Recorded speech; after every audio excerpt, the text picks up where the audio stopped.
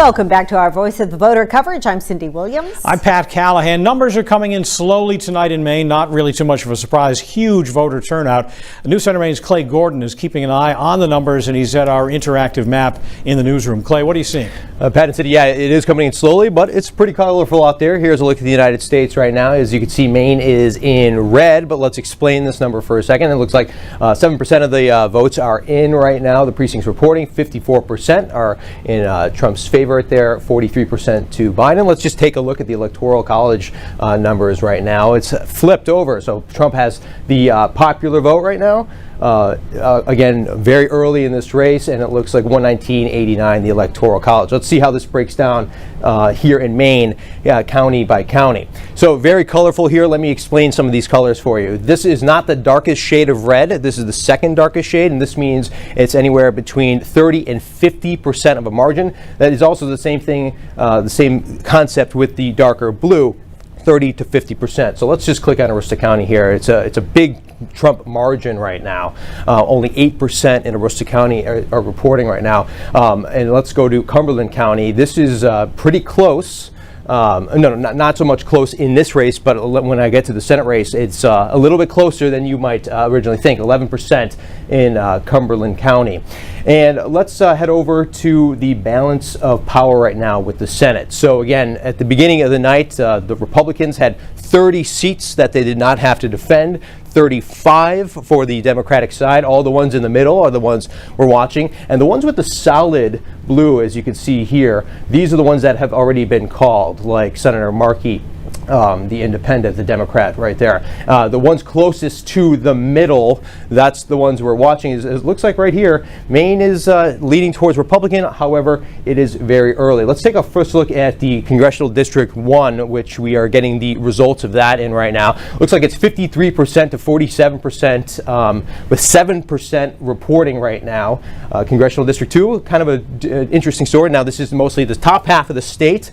Let's click on Penobscot County. So it's 54% to 46, 9% reporting there. And we are going to be continuing to follow this throughout. As you can see, 50% for each candidate right now in CD2. A lot of numbers coming in every single minute, Pat and Cindy. So we're going to be continuing to follow this throughout the night. All right, thank you, Clay. For those of you watching us on television, we're going to head back to NBC News election night coverage. But our coverage continues online in just a moment.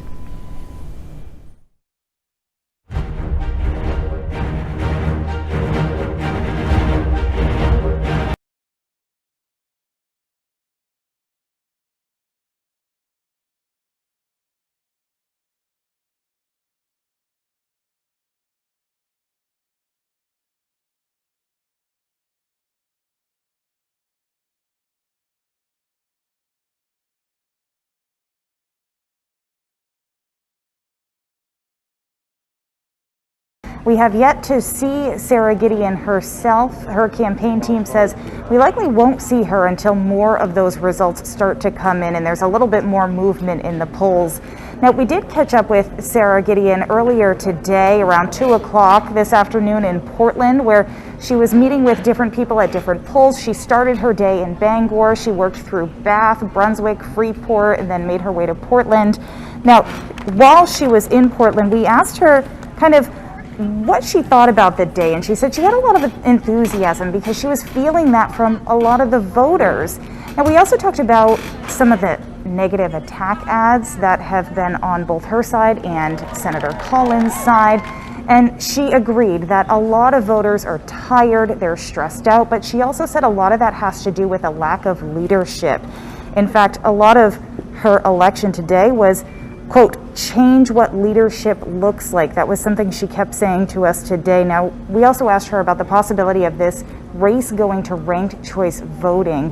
Right now it is still pretty close, but again, as Clay said, not a lot of precincts reporting right now. Speaker Matt Dunlap, the Secretary of the State, actually told us that he does hope to know by the end of tonight whether ranked choice voting will have to go into effect in this race.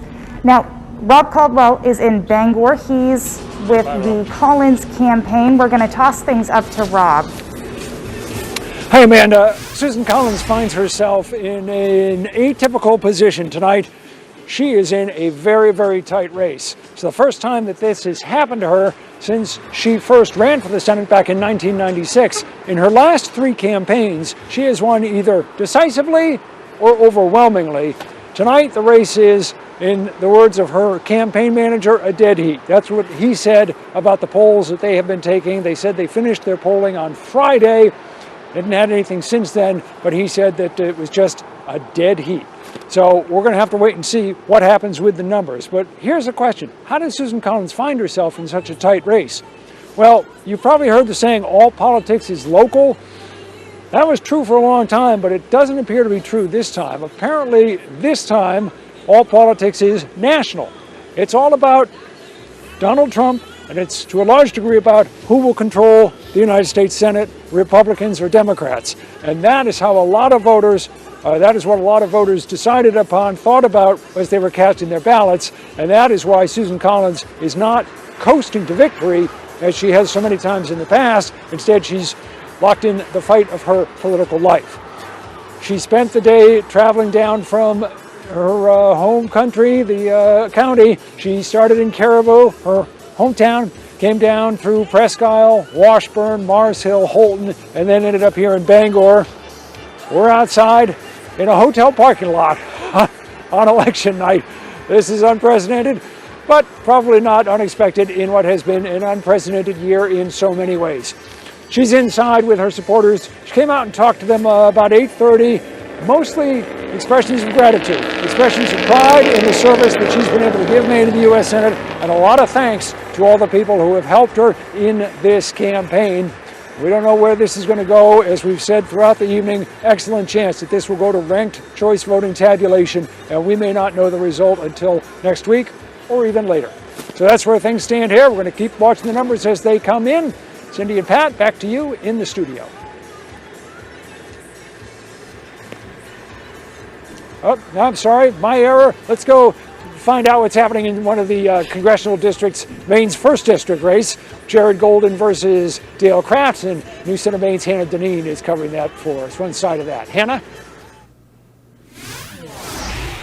Hey Rob, yeah, it's certainly 2020. You're in an empty parking lot and I'm in an empty campaign headquarters. Here at Jared Golden's campaign headquarters in Lewiston, the campaign had anticipated holding a staff event at a local brewery, but they decided to cancel that due to COVID-19 concerns, the recent spike around the state. But I'm told that Jared Golden is somewhere a couple floors above us. We have not put eyes on him tonight, but Golden, I mean, as you can see around us, no one is here, so it's not your typical election night. This is not a campaign event. It's an empty headquarters with some other press in the room. But Golden's staff, they tell me over the past few days, the congressman, he's been crisscrossing the district, moving around, meeting voters, thanking volunteers, and helping to get out the vote. Now you can see in these pictures here, he visited Bucksport, Old Town, Bangor, Dover, Foxcroft, Farmington, Lewiston, Bethel, all over the past few days. Now, the congressman was not willing to speak with us ahead of the results coming in tonight. We didn't hear from him this afternoon. However, I spoke with him at his home back in October, and that's when he told me he wants to be a congressman for all Mainers, Republicans and Democrats. I want to be a part of a revival of an American tradition of leadership that seeks to build coalitions, bring people together. I don't want to live in an America where Democrats and Republicans view each other as the enemy, or think that one side is purely wrong and bad and the other one is all good. It's the blending of these ideas and that competition.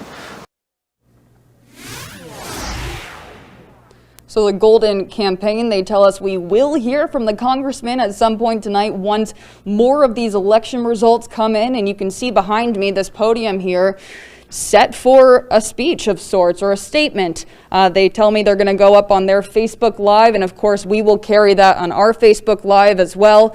But we expect to get results in this election in CD2 tonight. That's because there are just 2 candidates this time around, so we won't see a repeat of what happened in 2016 when this CD2 race went to a ranked choice voting runoff. Now, recent polls, Colby College's most recent poll does have Golden ahead with 56% to Dale Craft's 31%. But that's not deterring the Crafts campaign. Dale Crafts is also in Lewiston tonight, and our News Center Maine's Zach Blanchard is at the Dale Crafts event. Zach, what's going on?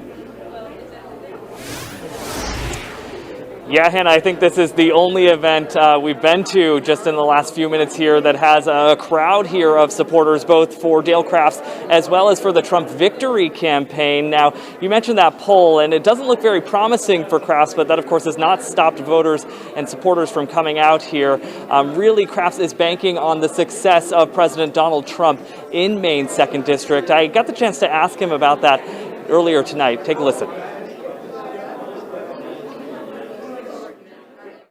It's going to be a good night. I think that the American people and the Maine people are going to show that. I think it's going to be a red wave. Yeah. What about the polls, though? Well, polls? Yeah. Well, which poll and who? The latest one from Colby has you pretty far behind. Well, it's not true. They're wrong. There you have it. And joining me right now live is former Congressman Bruce Poliquin, who once held this seat before Golden won in a ranked choice runoff last go-around. Of course, that's not the case this time, but you're here still showing your support for Crafts this evening, right? Oh, absolutely. You know, what makes this different, Zach, is that because of the virus, we have to be much more careful. You are, I am. I just took this off so I could talk to you. But we got a bunch of great people here, great supporters for Dale. He's a terrific candidate. He reflects the 2nd District tremendously well. He loves the Second Amendment. He's a business owner. He's a man of faith. He loves the Second Amendment. So he's a great candidate for this district. And it looks like in early numbers he's doing very well. Trump is also doing very well in this district. And you recall that Golden voted to impeach the president when the president won this district handily in 2016. And it looks like he's on the way to do the same thing this time. So it looks good for us, but it's early. It's very early. And we want to make sure that we note that these numbers are very early. Very early. But if you look at the polls, and I know that's a contentious issue with you sometimes if we're talking about polls, but the polls have Dale Crafts very far behind Jared Golden. I mean, are you really optimistic? Are folks in this room really thinking he can pull this off? Yeah, absolutely, of course. Remember, this district is a highly rural district, and it's a district that Trump won by 10 points in 2016. And so clearly the people in this district support the president. I know it's early, but if you drive around the 2nd District, you know the number of Trump signs compared to Biden signs are like 10 to 1 or something. So they're everywhere. So we know there's a tremendous amount of love, respect, and support for Trump in this district. And Mr. Golden voted to impeach the President of the United States, remove him from office, even though he represents the people that like him. And Dale Crafts is a big supporter of the president, as am I. So we'll see where this goes. It's very early. People are enthusiastic.